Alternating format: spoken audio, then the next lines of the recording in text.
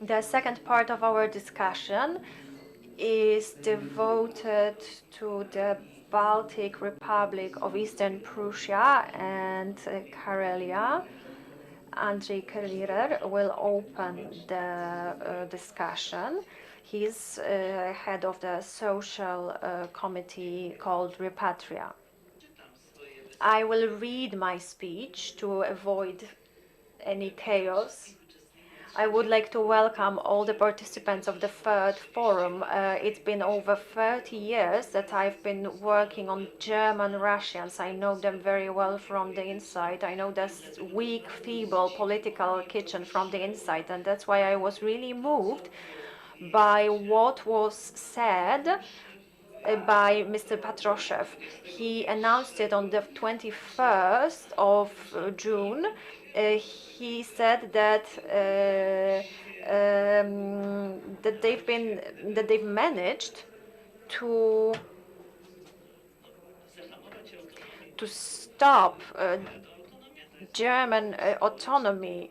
But this is a social movement which should be supported in the region, and we should ask the question, where are these people, the ones who were trying to create this autonomy?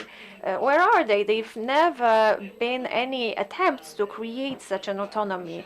But Mr. Patrushev threatened all of us through his speech on what would happen if such ideas come to our minds. We understand it perfectly well. The solution of this problem of 400,000 people of Germans live in Russia because they were deported, and now they cannot return to Germany, and in Russia there is no place where they could live. So this means that they have to blend in.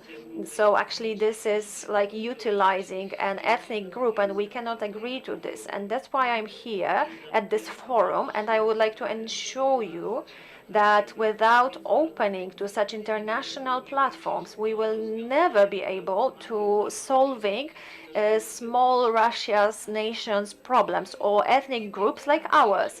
But the subject of our forum today is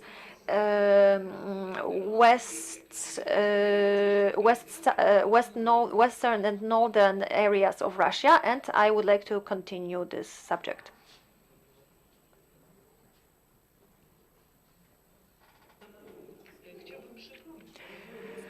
I would like to remind you that the region of Eastern Prussia was divided from Germany, and the pretext was not to allow the Prussian militarism be reborn. So now we have a lot of different weapons which are capable of carrying nuclear weapons, and we have come back to 1934 from a different side. And this thought, this question comes to mind. If on the one hand we have been separated from a country to demilitarize it, but then how? Then what should we do with the threats of the country that has got this region? And all attempts to build the relations with post-Russia or post-war Russia, we should start by demilitarizing this region. Its inhabitants should have a safety guarantee. They should be able to see the perspective of their future in close collaboration with Europe. Without it, there should be no attempt to create new relations. When I hear well, this is the second most important issue. This region is a monument to history, to Middle Ages European architecture. This is the heritage of all European nations whose history has been connected with this region. We have to protect it. When I hear the words of the former general who decides on the Kaliningrad Oblast, he talks about the cultural heritage. This is like a Taliban in Kaliningrad. Yes, this is just like the Taliban who have built their Buddha because this was from another epoch that they didn't understand. So now, here the situation is the same, and heritage is demolished to build some warehouses, for example. There is only one exception: the tourist route, and the inhabitants of Kaliningrad fight this ideology because for them this is their own heritage, their own history, and their own culture. And such people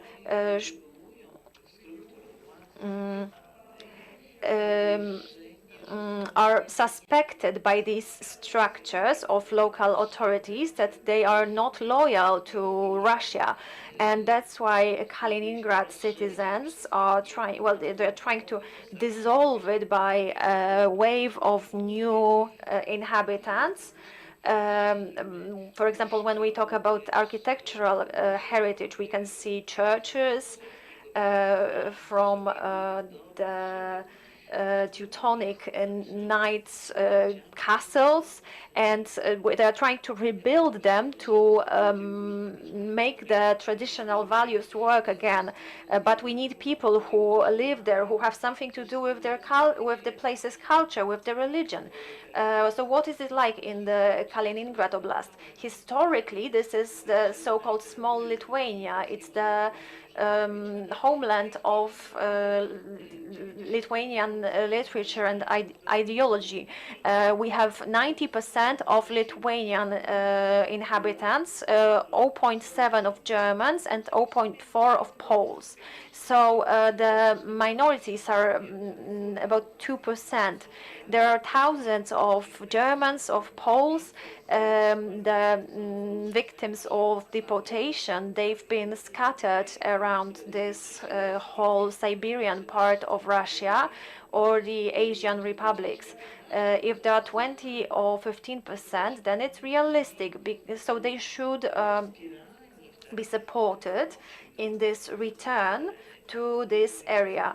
And the historic homeland, the connection with their families, which will allow them to keep this material heritage.